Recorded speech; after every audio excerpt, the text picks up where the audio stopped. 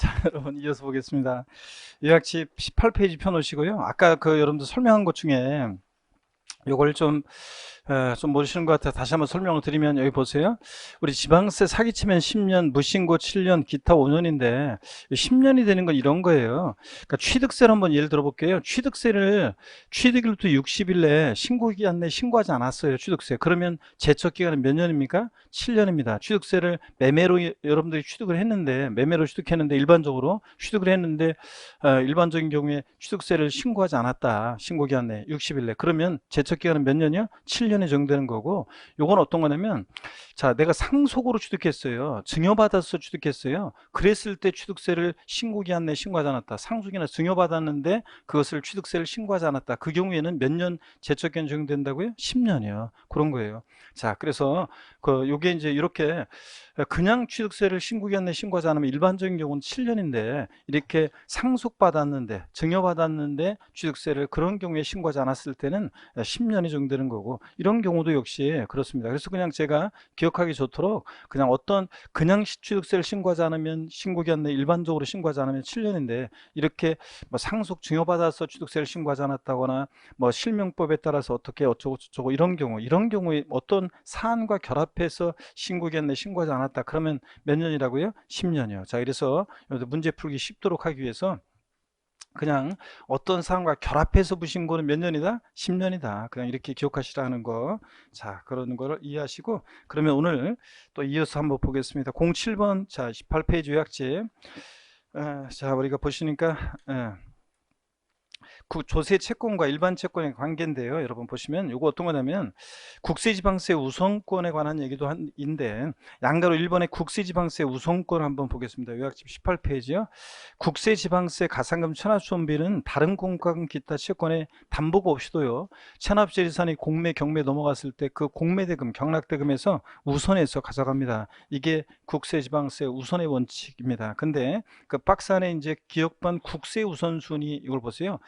자, 체납수원비 국세 가산세를 우리가 국세 징수금이라고 합니다. 얘네들은 일반 채권이나 공과금보다 담보 없이도 우선해서 징수가 되는 건데요. 다만 얘네들 사이의 징수 순서를 보니까 체납수원비 그다음에 국세 그다음에 가산세가 나와 있죠. 이게 2020년 개정세법인데 보세요.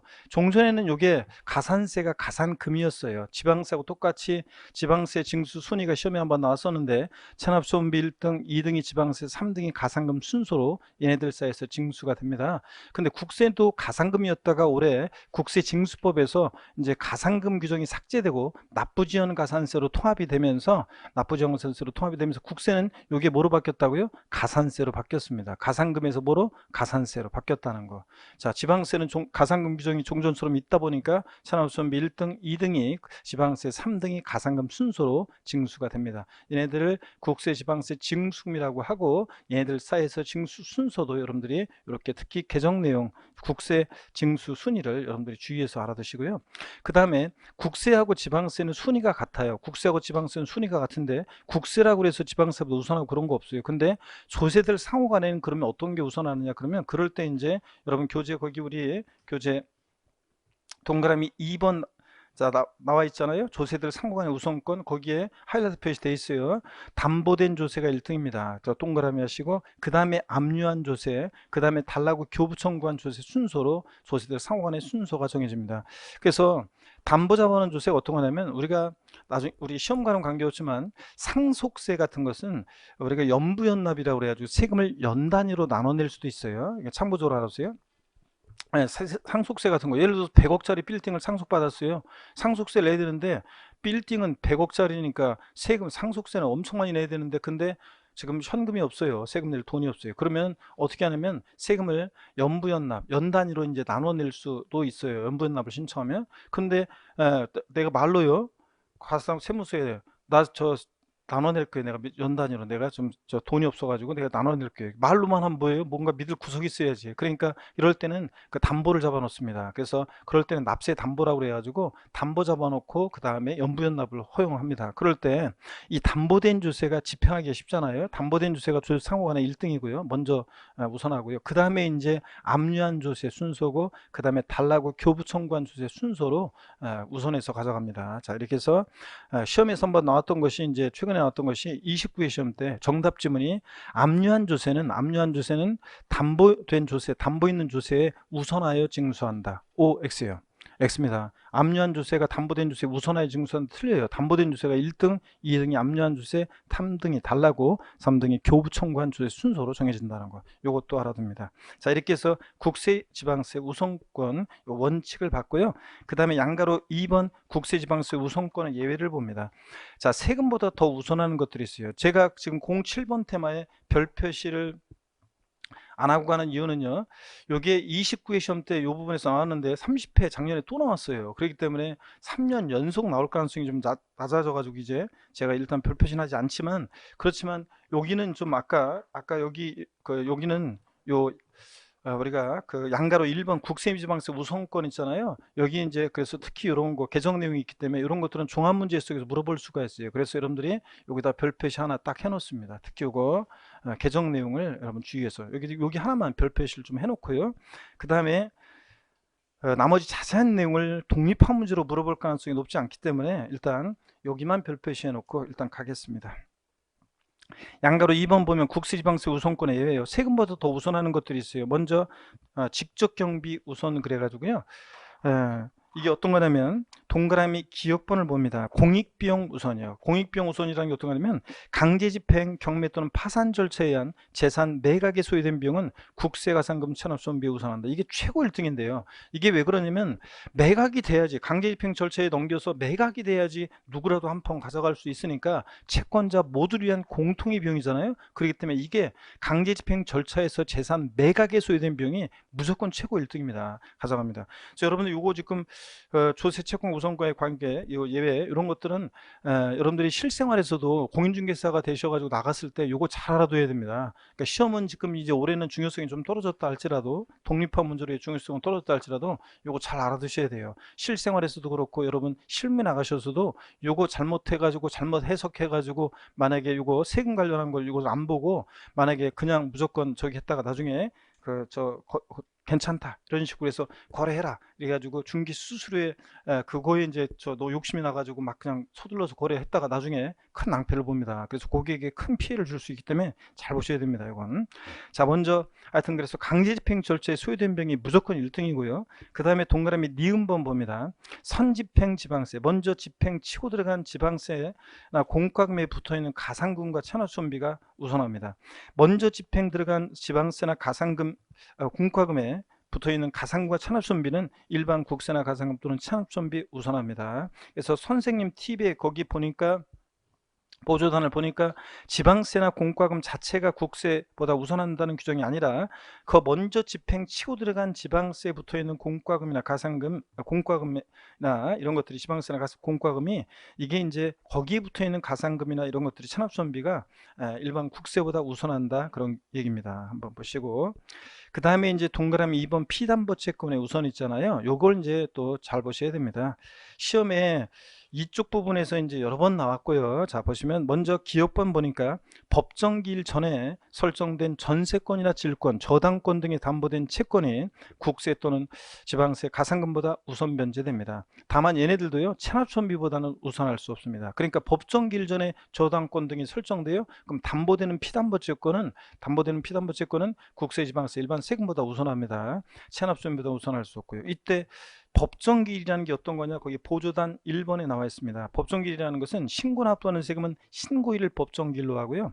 그 다음에 보통징수나 부가가세하는 세금은 납세고의서 발송일을 법정기일이라고 해요. 법정기일이라는 게 뭐냐고요? 조세채권과 피담보채권 사이의 우선 여부를 정하는 날이에요. 그래서 피담보채권하고 조세채권 사이의 우선 여부를 정하는 날인데, 신고나 납부하는 세금은 신고일, 고지서를 발부해서 징수하는 세금은 고지서 발송일이고요. 자, 더 깊게 들어가면 예외도 더 있지만 이 정도만 아시면 되고요. 자, 그래서 이 법정기일, 신고일이나 고지서 발송일 전에 저당권 등이 설정됐다, 그럼 피담보채권이 세금보다 더 우선합니다.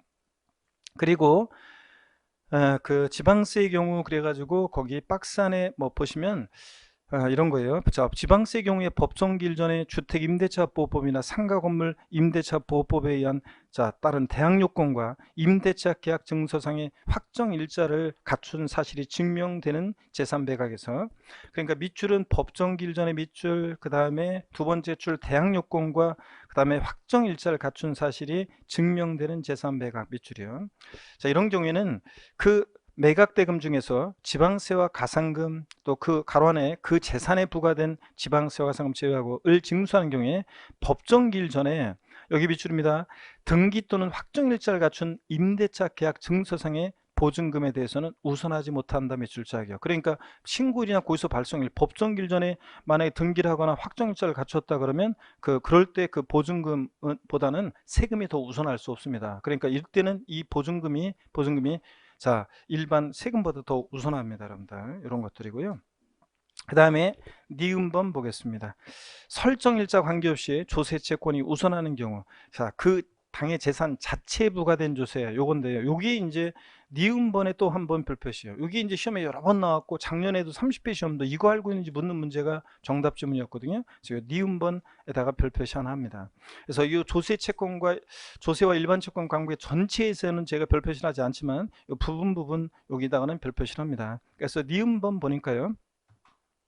어떤 거냐, 그 재산에 부과된 국세나 지방세가 어떤 거냐, 당해세라고도 흔히 우리가 얘기하는데요. 얘네들은 설정일자 관계없이요 국세 지방세가 우선합니다. 법정기일 전에 설정되든 후에 설정되든 피담보채권보다 얘네들이 더 우선합니다. 이 조세들을 알고 있는지를 여러 번 물어봤단 말이죠. 작년에도 물어보고. 그래서 거기 각주 표시 2번 18페이지 맨 아래 요 세목들의 밑줄 하나하나 밑줄을 긋습니다. 재산세, 그리고 종합부동산세 밑줄, 그리고 특정 부동산분 지역자원시설세 밑줄이요. 재산세 친구. 그 다음에 지방교육세, 재산세 부가세일 때 지방교육세, 자동차세도 있지만 제가 생략하고요. 그냥 참고적으로 보시고 상속세 증여세요. 그러니까 보유하는 재산, 주로 상속 증여받은 재산에 부과된 세금들, 재산세 친구, 지역자원시설세, 특정부동산분, 종부세, 또 재산세 부가세일 때 지방교육세, 또 종부세, 그리고 상속증여세. 얘네들은 당해세라고 합니다. 그 재산에 부과된 주세고, 얘네들은 설정일자 관계없이 무조건 얘네들이 피담보채권보다 우선합니다. 법정 기일 전에 설정됐어도 우선하는 세금들입니다. 이렇게 해서 보시고, 그 다음에 19페이지 맨 꼭대기 A, B는 여러분들이 한번 참고적으로 여러분들이 읽어보시고요. 한번 읽어보시고, 그래서 한번 읽어보시고, 그래서 그 A번, B번 같은 것도 그냥 실무적으로 좀 한번 위에서 한번 볼까요? 그러면 읽어볼까요? 그냥 해당 재산에 대해서 부과된 상속세, 증여세 및 종부세는 법정기일 전에 설정된 담보된 채권, 피담보채권 또는 임대차 보증금 반환 채권보다 어떻게 한다? 우선합니다. 당해세가. 그 다음에 B번 봅니다. 법정기일 후에 가등기를 마친 사실이 법령이 정한 바에 따라 증명되는 재산을 매각하여 그 매각 금액 중에서 국세를 징수하는 경우에 그 재산을 압류한 날 이후에 가등기에 따른 본등기가 이루어지더라도 그 국세는 가등기에 의해 담보된 채권보다 어떻게 한다? 우선한다. 법정기일 후에 설정되면. 그래서 이런 것들도 한번 봅니다. 그래서 좀 깊게 나온 건데 포인트는 하여튼 법정기일 전에 저당권 등이 설정되면 피담보채권은 세금보다 우선한다는 거. 그리고 또 근데 다만 법정기일 전에 그래서 설정된 담보된 채권도 다만 당해세, 재산세나 종부세 같은 당해세보다는 우선할 수 없다. 요거만 여러분들이 잘 알고 가시고요. 그 다음에 동그라미 3번 봅니다. 소액 임차보증금 있죠? 주택이나 상가에 있어서 소액 임차보증금은 얘네들이 국세지방세보다 우선합니다. 동그라미 3번, 4번이에요. 근데 얘네들도 뭐보다는 우선할 수 없다? chan합천비보다는 우선할 수 없고요. 그 다음에 5번 임금채권의 우선이요. 우선변제 소액임금채권. 그래서 최종 3개월분 임금채권은 근로자 가정의 최저 생계를 위한 거니까 이게 일단 우선합니다. 근데 얘네들도 체납천비보다는 우선할 수 없고요. 이런 것들. 그 다음에 니은번 일반 임금 채권이요. 만약에 월 임금이 100만 원이라고 쳐요. 총 임금 채권이 1000만 원이에요. 그러면 300만 원은 무조건 우선합니다. 세금보다. 근데 나머지 기타 임금 채권 있잖아요. 700만 원은 어떻게 되느냐는 그 얘기가 니은번 일반 임금 채권 나와 있어요. 요 A번과 B번을 읽어보면요. 읽어보면 막 읽다 보면 헷갈릴 수 있는데 읽어보면 결국 이거예요. 이 피담보 채권은 죄송합니다. 기타 임금 채권은 피담보 채권, 저당권, 질권 등이 담보된 피담보 채권보다는 우선할 수 없고요. 근데 이 피담보 채권이 국세지방세보다 우선하면 덩달아 같이 우선하고, 피담보 채권이 국세지방세보다 후순이면 기타 임금 채권 덩달아 후순입니다. 바로 뒤따라서 그 얘기예요. 제가 좀 이따 한번 정리해 드리겠습니다. 암기 플러스 여러분들이 보시면 법정기일 전에 저당권 등이 설정되는 후에 설정되느냐에 따라서 순위가 쫙 나와 있습니다. 그럼 요 얘기를 제가 한꺼번에 쭉 설명을 한번 드려보겠습니다. 여러분 요 얘기를 자 한번 보세요. 여러분들 어떤 게 최고, 자 공매된 자산 매각대금에서 어떤 게 우선하느냐 그러면 최고 1순위는요 공익비용, 강제집행 절차에 소요된 공익비용 또는 체납소음비가 무조건 1등입니다. 매각대금에서 얘네들은 무조건 세금보다 더 우선합니다. 그 다음에 이제 2순위가 세금보다 우선하는 것들이 어떤 게 있냐면 2순위로 가져가는 게 소액임차보증금이요. 우선변제 소액임차보증금. 아까 봤다시피 또 여러분들이 중개사표 배우잖아요. 우선변제 소액임차보증금 있잖아요. 수도권하고 수도권 외지역 막 금액 나와 있잖아요.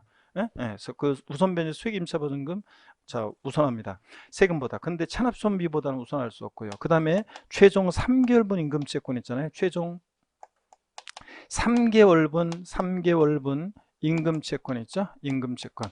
요것들은 또 역시 국세지방세보다 우선합니다. 3순위가 어떤 거냐면요. 그 재산에 부과된 조세예요. 그 재산에 당의 그 재산에 부과된 조세. 그 재산에 부과된 조세. 그 재산에 부과된 조세는 자 어떤 거냐. 얘네들은 일단 재산세, 당해세라고도 하는데 나오면 친구, 재산세라면 친구, 지역자원시설세, 특정부동산분, 그 다음에 재산세, 부가세로서 지방교육세예요. 재산세, 부가세일 때 자동차세도 있지만 제가 생략하고요. 얘네들 그 재산에 부과된 세금들이죠. 보유세들. 그 다음에 종부세예요. 그 보유하는 재산에 부과된 세금들. 또 상속증여받은 재산에 부과되는 상속증여세. 얘네들은 설정 일정 없이 항상 얘네들이 우선합니다. 뭐보다 우선하냐고요? 자, 법정기일 4등이라고 해봤네. 법정기일 전에요. 법정기일 조세채권과 피담보채권 사이에 우선 여부를 정하는 날인데 이 법정기일이라는 게 신고 납부하는 세금은 신고일, 고지서를 통해 징수되는 세금은 납세 고지서 발송이라고 그랬습니다. 이 법정기일 전에 만약에 저당권 등이 설정됐다. 자 그러면 법정기일 전에 저당권 등이 설정이 되잖아요. 그러면 이 담보되는 피담보채권과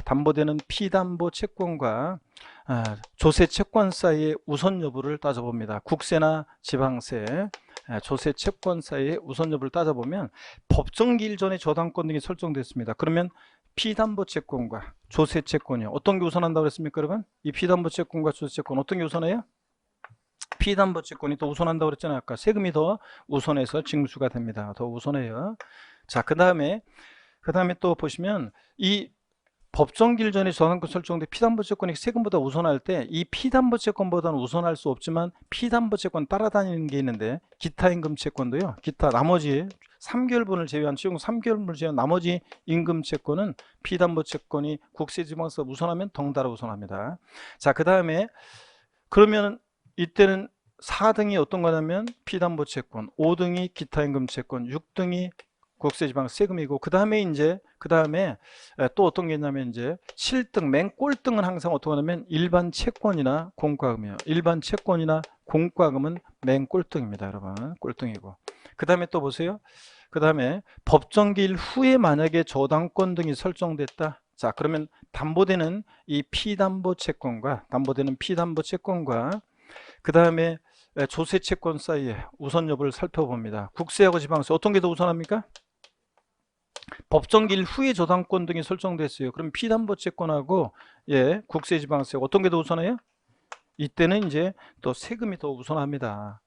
피담보채권은 법정기일 후에 설정됐으니까 피담보채권은 국세지방세도 우선할 수 없어요. 그리고 항상 피담보채권 따라다니는 애가 있습니다. 기타임금채권이요. 나머지 임금채권, 최종 3개월분을 제외한 임금채권. 자, 요거 보시면 순서는 법정기일 후에 저당권이 설정됐을 때는 이때는 이제 4등이 국세지방세, 5등이 피담보채권, 6등이 기타 임금채권, 나머지 꼴등은 항상 일반 채권이나 공과금이 꼴등이고요. 이렇게 됩니다, 여러분들. 대충 이거 보니까 이해됩니까, 여러분? 1등, 2등, 3등은 딱 정해져 있어요. 공익비용 또는 체납수원비가 무조건 여러분 봅니다. 1등입니다. 얘가 무조건 1등. 그 다음에 2순위가 소액임차보증금, 우선변제. 그 다음에 최종 3개월분 임금채권이고요. 그 재산 자체에 부과된 조세는 설정 일정 관계없이 항상 피담보 채권보다 얘네들이 우선합니다. 그래서 요거 알고 있는지를 시험에서 계속 물어봤단 말이죠. 계속 요것을 시험에서 물어본 거고요.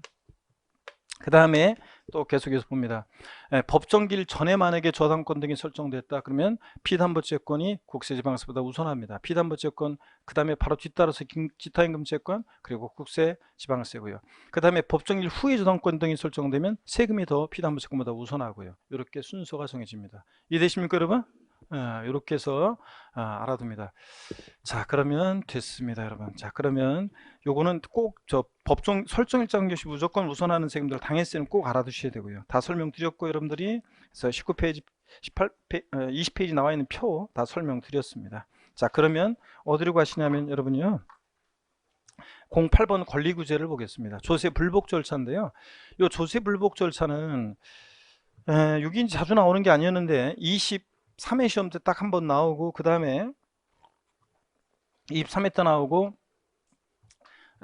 25회 그 이후에 한 번도 안 나오다가 아니구나 25회 때 종합문제에서 질문 한 줄 나왔구나 24회인가 25때 그리고 독립함수로 쭉 안 나오다가 작년 30회 시험에 이게 독립함수로 또 나왔어요. 그래서 자주 나오는 부분은 아니고요. 그렇지만 작년에 나왔으니까 올해 또 뭐 좀 그렇긴 한데 몇몇 또 종합문제 대비해서 또 한번 훑어보도록 하겠습니다. 먼저요.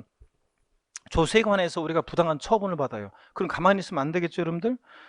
그래서 우리가 정당한 절차를 밟아서 권리구제를 받아야 되는데, 자, 그럴 때 조세 불복 절차 이쪽에 제가 한번 설명을 드려보겠습니다, 여러분. 자, 이쪽에. 제가 요 부분이 이제 13회 시험 때 얘기를 제가 그 스토리를 얘기해 드렸는데 13회 시험 때 앞두고서 13회 시험 제가 강의 시작한 지 얼마 안 됐는데 13회 시험 때 있잖아요.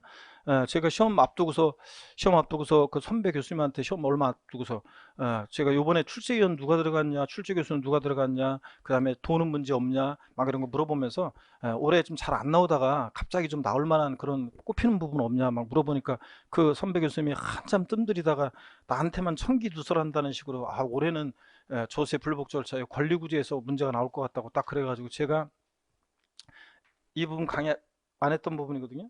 그래가지고 제가 그냥 불이 나게 그냥 그 당시에는 상속세 증여세법도 있고 우리 시험범위고 막 부가세에서도 한 문제 나오고 그럴 때나 그 이제 진짜 압축해가지고 이제 강의를 또 해야 되고 그런 상황이어가지고 그래서 제가 안 했었던 부분인데 문제 나온다고 하니까 시험 얼마 앞두고 그러니까 그냥 불이 나게 제가 핵심 요약 이거 만들어가지고 권리구제 핵심 요약 만들어가지고 연락해 OX도 저 해가지고 문제 만들고 핵심 요약 문제 OX 만들어가지고 연락이 수강생분들한테 빨리 그 배부하라고 각 학원에 전화해가지고 연락이 막 보냈거든요. 그래가지고 학원에서 이게 문제 나오는 거 천긴설 진짜 그건 줄 알고 막 연락이 학원에서 복사해가지고 수강생들한테 꼭 보고 가라고 막 돌리고 안 13회 때 그랬는데 언제 나왔어요? 23회 때 나왔잖아요, 여러분들. 그래가지고 제가 그 사건 이후로 절대로 내가 다른 사람 말 안 믿는다고 그랬잖아요, 내가. 그 얘기 한번 해드렸던 것 같은데. 이게 그런 부분인데, 30회 작년에 나왔습니다, 또. 참 보세요, 여러분. 우리가 조세에 관해서 불복하는 불복 청구인이 있어요. 조세에 관해서 불복하는 불복 청구인이 있으면, 우리가 이의 신청을 제기할 수 있어요. 뭐 지방세 같으면 시장군수한테 또는 뭐 일반 이제 국세 같으면 관할 세무서장한테 이제 이의 신청 제기할 수 있고 또 심사 청구라는 것도 구할 수 있습니다. 뭐 지방세 같으면 도지사 같은 사람한테 심사 청구도 구하고 조세 심판원의 심판 청구도 구하고요. 구할 수 있습니다. 그리고 우리가 이제 행정법원에 행정소송도 제기할 수 있습니다. 자, 그런데요, 이 권리구제는 일단 청구기간이 가장 기본인데 이 부당한 국가자치로부터 조세에 관해서 부당한 침해가 있음을 안 날로부터 언제까지 제기할 수 있냐, 언제까지 제기할 수 있습니까? 다 90일에 제기할 수 있습니다. 이런 건 다 청구 기간은 다 90일에 제기해야 돼요. 90일에. 옛날에는 이게 60일, 90일 중구난방이었는데 지금은 헷갈리지 말라고 국민들 헷갈리지 말라고 청구 기간은 다 며칠래? 90일로 다 통일했습니다. 다 90일에 제기해야 되고 또 이의 신청에 대한 결정 기간도 이의 신청 이 청구를 받고 나서 자 결정을 해야 되는 뭐 시장군수나 도지사나 이런 사람들이 결정해야 되는 기간도 이게 지방세는 다 90일인데 국세만 이의 신청에 대한 결정 기간이 30일로 좀 짧아요. 나머지는 다 90일이에요. 결정도. 하여튼 다 그래서 다 90일인데 이의 신청에 대한 결정 기간만 국세에서 여기 30일이고 나머지는 다 90일이다. 그래서 90일이고 그 다음에 이게 이제 좀 깊게 들어가면은 기간이 30일도 나오고 14일도 나오고 60일도 나오고 막 그렇습니다. 자, 그런데 제가 그래서 60일도 나오긴 나오는데 제가 그래서 일단 60일 나오면 그냥 틀렸다고 의심하라고 막 그런 얘기도 하고 그랬는데 하여튼 일단 청구 기간 60일 나오면 무조건 틀립니다. 결정 기간도 60일 나오면 틀립니다. 60일은 없습니다. 청구하고 결정은 기간에. 그 다음에 이의 신청이라는 것은 임의적이에요. 보세요. 임의적인 거라 이것은 임의적인 절차이기 때문에 반드시 이의 신청 절차를 거쳐야만 심사 청구, 심판 청구를 제기할 수 있냐? 그렇잖아요. 이의 신청 절차를 거치지 않고도요. 바로 그냥 이렇게 바로 그냥 불복 청구인은 심사 청구나 심판 청구를 제기할 수 있습니다. 그래서 이의 신청 시험에 한번 나왔던 것이 이의 신청 절차를 거치지 아니하면 심사 청구나 심판 청구를 구할 수 없다 그랬는데 틀렸습니다. 거치지 않고도 바로 그냥 심판 청구나 심사 청구를 구할 수 있습니다. 그 다음에 또 시험에 아직 안 나온 것 중에 좀 중요한 게 심사 청구와 심판 청구는 거쳐야 되는데 선택적 필수 절차 뭐 이렇게도 얘기하는 사람이 있는데 그러니까 걸치기 거쳐야 되는데 선택적 필수 절차 무슨 얘기냐? 심사 청구와 심판 청구는 중복 청구가 안 돼요. 그러니까 자, 안 된다. 중복 청구가 안 돼요. 그러니까 심사 청구도 받고 거치고 심판 청구도 받고 된다 안 된다? 안 돼요. 둘 중에 하나만 거쳐야 돼요. 심사 청구와 심판 청구는. 자, 중복 청구가 안 된다. 그다음에 또 작년 시험에 나온 게 이건데요. 어떤 거냐면 작년 시험에 나온 게 이 불복하는 청구인은요. 이런 심사 청구나 심판 청구 절차를 거치지 않고도 바로 법원에 행정소송을 제기할 수 있어요. 근데 지방세는 보세요. 지방세는 바로 그냥 행정법원에 행정소송을 이런 절차를 거치지 않고도 지방세는 바로 행정소송을 제기할 수 있습니다. 자, 절차를 거치지 않고도 바로 그냥 바로 행정소송이 가능해요. 바로 행정소송이 가능합니다. 소송이 가능해요. 그래서 행정소송 바로 이렇게 해줄까요? 바로 행정소송이 가능해요. 근데 국세는 이런 절차 이거 그러니까 이런 전치주의라고 해서 이런 절차를 먼저 거치고 그 다음에 행정소송을 제기해야 돼요. 그래서 바로 행정소송이 가능하지 않아요. 근데 지방세는 바로 그냥 이렇게 저런 절차를 심사청구나 심판청구 절차를 거치지 않고 바로 행정소송을 제기할 수 있습니다. 그래서 요걸 알고 있는지 작년 시험에 또 물어봤었어요. 자, 그럼 이런 걸 바탕으로 해서 교재를 한번 우리가 보도록 하겠습니다, 여러분. 자, 그럼 교재를 먼저 봅니다.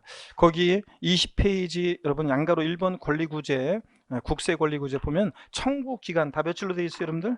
청구기간 다 며칠로 되어 있습니까? 90일로 되어 있습니다. 다 90일이에요. 자, 그리고 결정기간만 이의 신청에 대한 결정기간만 며칠이에요? 30일이에요. 나머지는 다 90일인데 요거 좀 주의해야 되겠죠, 여러분들? 그래서 그렇고 지방세는 보세요. 지방세는 청구기간도 그렇고 결정기간도 다 며칠입니까? 90일입니다. 자, 그래서 국세만 요거 30일을 좀 주의하시면 되고 나머지는 이의신청은 결정기간 30일이고 나머지는 다 90일입니다. 청구든 결정이든 나머지는. 지방세는 애초에 전부 다 90일입니다. 청구기간이든 결정기간이든 다 90일로 되어 있습니다. 자, 그 다음에 양가로 3번 불복 절차의 중요법령을 보겠습니다. 20페이지 보겠습니다. 중요법령 보니까요. 동그라미 1번에 이의신청은 임의적인 불복제도로서 납세자를 선택하지 않을 수 있다는 거 아시라고 그랬고 2번 심사청구와 심판청구는 선택적인 필수 절차이다. 다만 둘 중 하나만 거치면 행정소송이 가능하다. 3번이요. 저 하이라이트 표시되어 있네요. 심사청구와 심판청구로 중복청구가 된다 안 된다? 안 된다는 거 꼭 알아두시고 밑줄 그시고 그 다음에 4번 보겠습니다. 지방세 기본법상 이의신청 심판 청구는 그 처분의 집행에 효력을 미치지 아니한다. 그렇습니다. 그러면 처분의 집행에 효력을 미치면 사람들이 집행을 막기 위해서 시간 끌기 위해서 이의 제기하고 뭐 다 할 거 아니에요. 심사청구, 심판청구 막 계속 시간 끌 거 아니에요. 그래서 처분의 집행에 효력을 미치지 아니한다. 다만 압류한 재산에 대해서는 이미 압류한 재산에 대해서는 이의신청 심판 청구의 결정 처분의 날부터 30일까지 공매 처분을 보류할 수 있습니다. 30일을 요거 60일로 바꿔서 나왔었습니다. 제 강의 들었던 분들은 제가 60일 나오면 일단 틀렸다 그러니까 이게 30일인데 61일로 바꿔서 지문이 나왔거든요. 그러면 60일이 90일인 줄 알고 이거 그냥 틀리다고 해가지고 맞춘 사람도 있는데 어떤 간에 30일까지요. 그 다음에 21페이지 봅니다. 동그라미 5번이요. 지방세 기본법상 이의신청인은 이니 재해 등을 입어서 이의신청 기간 내에 이의신청할 수 없을 때는 그 사유가 소멸한 날로부터 14일 이내에 이의신청할 수도 있고요. 동그라미 6번이 작년에 나온 거예요. 지방세 조세 불복 절차는 국세와 달리 지방세 기본법에 따른 불복 청구 절차 또는 감사원의 심사 청구를 거치지 않고도 행정법원에 바로 행정소송을 제기할 수 있습니다. 지방세는 그런데 가는데 직접 가능한데 국세는 아닙니다. 국세는 이런 불복 청구 절차를 거친 다음에 행정소송을 제기할 수 있습니다. 그래서 국세하고 지방세가 다르다는 거. 지방세는 바로 가능하다는 거. 작년 시험에 지방세도 이거 바로 이런 불복 청구 절차 감사원의 심사 청구를 거치지 않으면 행정소송을 제기할 수 없다고 지방세 바꿔서 나왔었습니다. 자, 제기할 수 있습니다. 지방세는 이렇게 해서 봅니다. 자, 그 다음에 이제 기한후 신고, 수정 신고인데 이 별표시 큼지막하게 하나 합니다, 여러분들. 공급원 테마, 기한후 신고, 수정 신고. 마음 같아서 막 별표 3개 하고 싶은데 그동안 워낙 안 나왔었어 가지고, 근데 최근에 개정 내용이 있고 그러니까 별표시 잘 하나 큼지막하게 하고 잘 보셔야 되겠습니다. 기한후 신고와 수정 신고 어떤 건지 소개해 드립니다. 고개 한번 드시고요. 자, 스트레칭 한번 하고 또 보겠습니다. 목 운동 합니다, 여러분들. 아이고, 반대로 돌리시고, 허리도 좌로 우로 돌리시고. 자, 기지개도 화끈하게 제낍니다, 여러분들. 아이고, 어깨 돌리시고요. 자, 여러분, 하여튼 뭐 6월이 벌써 시작됐네요. 이제 6월이 지나면 아이고 금방 이제 여름이 6월이 가면 갈수록 햇볕이 아까 드셔서 시전을 예고하죠. 요새 막 햇볕이 막 더워가지고 제가 갑자기 막 긴팔 셔츠 입고 다니다 더워가지고 막 헉헉대다가 반팔 셔츠를 입고 이렇게 하면서 옷을 갈아입으면서 야, 이제 더위가 이제 시작인데 시련의 계절이죠. 공부하는 수험생에게 무더위는 나이 어린 수험생이든 우리 뭐 학생, 대입을 준비하는 학생들이든 아니면 여러분 같은 성인이든 어떻게 간에 이 무더위는 시련입니다. 이 여름을 누가 잘 보느냐에 따라서 가을에 웃을 수 있느냐 할 수 있느냐가 이제 달라지는데 이 더위를 잘 이제 우리가 이겨내야 되겠습니다. 자, 지치지 말고 여러분들이요. 자, 항상 제가 얘기합니다. 시험은 막판 2달이죠. 그때를 위해서 묵묵히 오늘은 전진하셔야 되고, 기한후 신고라는 것은 대상자를 보시면요, 법정 신고기한 내 신고 제출하지 아니한 자가입니다. 그래서 신고기한 내 신고하지 않았는데요, 뒤늦게 기한이 지나서 신고를 해줘요. 그러면 자, 조세포탈 우려 가능성도 줄어들고, 또 신고기한 하루 딱 지나면 가산세 적용되고 과세관자가 다시세금 계산해서 납세 고지서를 발부할 건데, 자, 뒤늦게 신고라도 해주면 조세포탈 우려 가능성도 줄어들면서 일손도 줄어들고 또 납세자들은 과중한 가산세 부담도 덜 수 있고요. 그래서 기한후 신고라는 것을 인정하고 있습니다. 신고기한 내 신고 제출하지 아니한 자가 할 수 있습니다. 옛날 시험에 자, 기한후 신고는 신고기한 내 신고서를 제출한 자에 한하여 할 수 있다. X입니다. 신고기한 내 신고 제출하지 아니한 자가 하는 게 기한후 신고고요. 그 다음에 신고 납부 세목 중에서 납부할 세금자 또는 환급받을 세금자 모두 할 수 있습니다. 신고 납부하는 세금은 다 기한후 신고할 수 있습니다. 취득세는 되는데 등록명세 안 된다 그러면 틀려요. 다 할 수 있고요. 수정 신고라는 것은 보세요. 신고기한 내 신고서를 제출한 자인데 과수 신고했어요. 나 지난번에 적게 신고했는데 뒤늦게 자수해서 광명 찾는 게 수정 신고입니다. 자, 비교하시고 차이점. 신고 기한은 언제까지 기한을 신고나 수정 신고할 수 있냐? 둘 다요. 신고 기한 하루 딱 지나요. 가산세 적용되고 과세권자 다시 세금 계산해서 결정 통지, 경정 통지 거기서 보내면 안 돼요. 거기서 받기 전까지 할 수 있습니다. 결정 또는 경정 통지 전까지 할 수 있다는 거. 그 다음에 자, 신고 납부 절차를 보면요, 기한후 신고서를 제출한 자로서 납부할 세금자는 그 세액을 납부해야 한다. 동시에 납부 규정 삭제는 무슨 얘기냐면, 예전에 있었던 건데, 기한후 신고할 때 세액 감면 혜택을 받으려면요, 세액 감면 혜택을 받으면 납부할 세금자는 기한후 신고 제출과 동시에 세액을 납부해야만 감면 혜택을 받을 수 있었는데, 지금은 동시에 규정을 삭제해 가지고 동시에 납부하지 않아도 감면 혜택을 받을 수 있습니다. 자, 그 다음에 가산세 부과, 기한후 신고는 신고기한 내 신고하지 않은 거니까 무신고 가산세, 납부불성 가산세 적용됩니다. 자, 근데 수정 신고는 신고기한 내 신고했는데 적게 신고한 거니까 과소신고 가산세, 납부불성 가산세가 적용됩니다. 국세는 납부지원 가산세고요. 가산세 감면 혜택을 보니까요, 가산세 감면 혜택을 보니까 요걸 이제 올해 좀 잘 보셔야 돼요. 기한후 신고는 요거 기한후 신고는 신고기한 지난 후 1개월 내 기한후 신고에 따르면 무신고 가산세 몇 프로요? 50% 감면해 줍니다. 자, 근데 요 두 번째 구간이 신설이 됐어요. 동그라미 2번 구간이 신설이 된 건데, 자, 신고기한 경과 후 1개월 초과 3개월 내 만약에 기한후 신고에 따르면 무신고 가산세 몇 프로요? 30% 감면해 준다는 거. 요게 이제 올해 추가 신설이 됐고요. 그 다음에 자, 3개월 초과 6개월 내 기한후 신고에 따르면 무신고 가산세 몇 프로요? 20%예요. 그래서 기한후 신고는 50, 30, 20%, 50, 30, 20% 이렇게 감면해 줍니다. 50, 30, 20 이렇게. 자, 근데 수정 신고는 자, 길게 복잡합니다. 수정 신고는 일일이 다 외울 수는 없고, 보세요. 1개월 내, 자, 법정 신고 기한 경과 후 1개월에 수정 신고하면 과소 신고 가산세. 얘는 신고했는데 적게 신고한 거니까 과소 신고 가산세 90% 감면입니다. 올해 신설이 됐습니다. 또 3개월 초과 만약에 1개월 초과 3개월 내 수정 신고에 따르면 과소중과산세 75% 감면, 이것도 신설이 됐고요. 3개월 초과 6개월 내 수정 신고했다, 수정 신고, 그러면 과소중과산세 50% 감면이고요.